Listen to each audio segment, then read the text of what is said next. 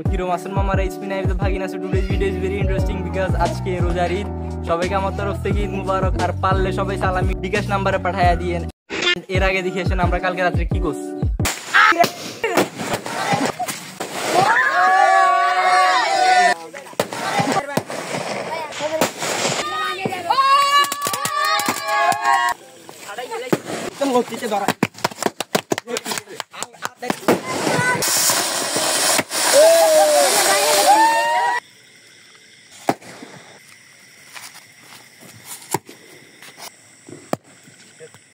আপনারা তো দেখলেনই আমরা কালকে রাত্রে কি করলাম। তো এরকম গ্রামের বাড়িতে আসলে হয় অবশ্যই এগুলা ফেনীতে করতে গেলে মাঝে মাঝে পুলিশে দৌড়ায়, বাট ভাই গ্রামের বাড়িতে তো পুলিশ আসে না। আচ্ছা যত যাই হোক, তো চলেন এখন আমরা ঈদের নামাজ পড়তে যাই।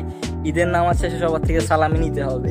A few moments later. اللهم أيد الإسلام والمسلمين وأذل الشرك والمشركين نعوذ بك من شرورهم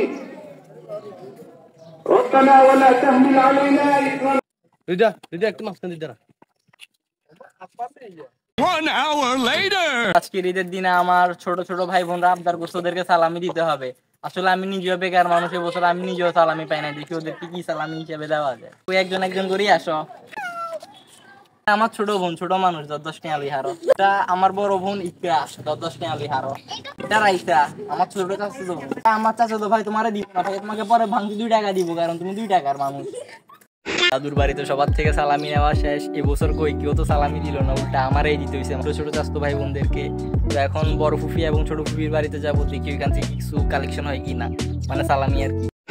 এখন আমি যাইতেছি আমার ছোট ফুফির বাড়িতে। আমার ছোট ফুফির বাড়ির মানে গ্রামের নাম হচ্ছে যে পায়ের খোলা। ভাই এই মরকটা থেকে পায়ের খোলা যাওয়ার টাইমে একটা জিনিস বিরক্তিকর লাগে যে রোডে গাড়ি থাকে না, মানে গাড়ি যেগুলা যায় ওগুলা যাত্রী উঠায় না। যেমন কি দেখতে পাচ্ছেন পুরা রোড খালি ভাই, একটা গাড়িও নাই। বাট যে যাই বলেন গ্রামের পরিবেশ কিন্তু সুন্দর আছে। আমি গ্রামের বাড়িতে অতটা আসি না, আমি ফেনীতে থাকি ওই কারণে। বাট ভাই গ্রামে আসলে একটা অন্যরকম, মানে ঠান্ডা ঠান্ডা বাতাস, খোলা মাঠ, দেখতে অন্যরকম একটা মজা লাগে। A few moments later. আধা ঘন্টা হাঁটার পর আমি ফাইনালি আমার ছোট ফুফির বাড়ির সামনে। আমার ওয়ান এন্ড অনলি ফুফাতো ভাই, মানে ছোট ফুফির একমাত্র ছেলে নিশান আইদে। কষ্ট দিয়ে আমার পিছে আছে আমার ফুফাতো বোন আপু। সালামি কি সালামি? কি একমাত্র ভাই? জুনিয়ররা এখন সিনিয়রদের সালামি দেয়, আমি দিতে পারবো না। সত্যি কথা বলতে আমি এখানে সালামির জন্য আসছি। তুমি যদি আমাকে সালামিটা না দাও তাহলে এটা একটু খারাপ দেখা যায় না? অনেক কষ্ট পাইলাম। পুপিকে দেখতে আসবা, কাজিনদের দেখতে আসবা, ওইটা না জাস্ট সালামির জন্য। উফ, আজকালকার মানুষ নাও। This is for you bro. খালি 220 টাকা, 120। আমি বুঝছস কিডনি সেল করার জন্য অ্যাপয়েন্টমেন্ট জমা দিয়ে আসছি। কিডনিটা সেল করলে তোকে সবগুলা টাকা দিয়ে দেব। আর যদি জব পাই একদম ইনশাআল্লাহ ইনশাআল্লাহ সব দিব। তাও তোর মতো ফকির নিয়ে আমারে 220 টাকা দিতে, এটাও অনেক। আজকের ভিডিওটা ছিল এতটুকু। আশা করি আপনাদের ভিডিওটা ভালো লাগছে। আসলে সত্যি কথা বলতে গেলে আমি ভিডিওটা খুদা কামে বানাইছি, আর আপনারা খুদা কামে ভিডিওটা দেখছেন।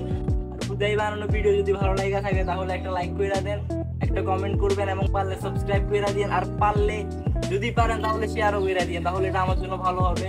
সবাই ভালো থাকবেন, সুস্থ থাকবেন। আল্লাহ হাফেজ। দেখা হবে স্মৃতির গভীরে।